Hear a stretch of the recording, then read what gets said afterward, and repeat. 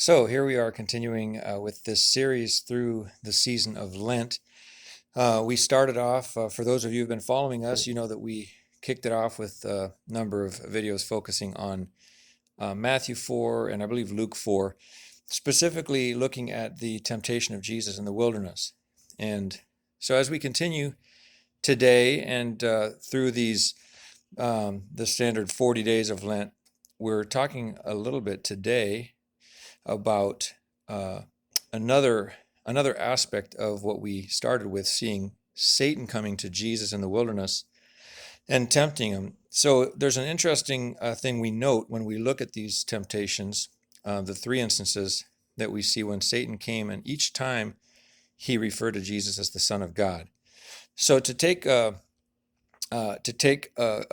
launch off of that, there's some additional things we can note about this. We find that it's interesting because Jesus had not actually revealed this to anyone yet, this fact of his sonship. And so we actually were having some conversations with students on the campuses yesterday, and this brought to mind Psalm chapter 2.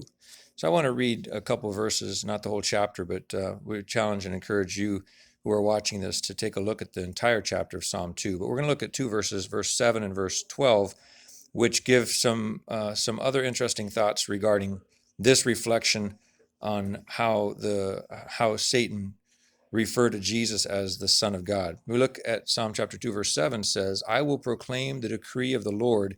He said to me, 'You are my son. Today I have become your father.'" And looking down at verse 12, which ends the chapter, "Kiss the Son, lest he be angry, and you be destroyed in your way, for his wrath can flare up in a moment. Blessed are all who take refuge in him." So an observation from this chapter, reflecting on what we've been talking about already during this Lent season, is that the scriptures actually contain this revelation that God had revealed 1,000 years earlier through King David, or at whatever time it was in David's life, in this psalm.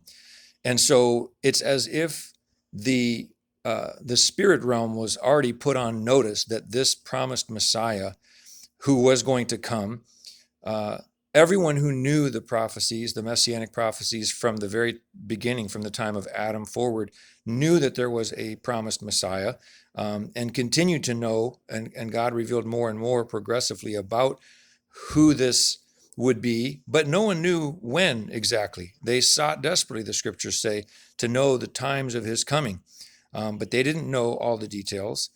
Even his disciples during his very life didn't understand. And so as we've talked about briefly, we see this interesting thing that the devil had this, apparently some understanding of this, just as the spirits themselves knew who Jesus was, and yet they were not privy to all of the workings that God had planned through this amazing messianic revelation and this messianic appearance of Jesus and exactly what he was going to do.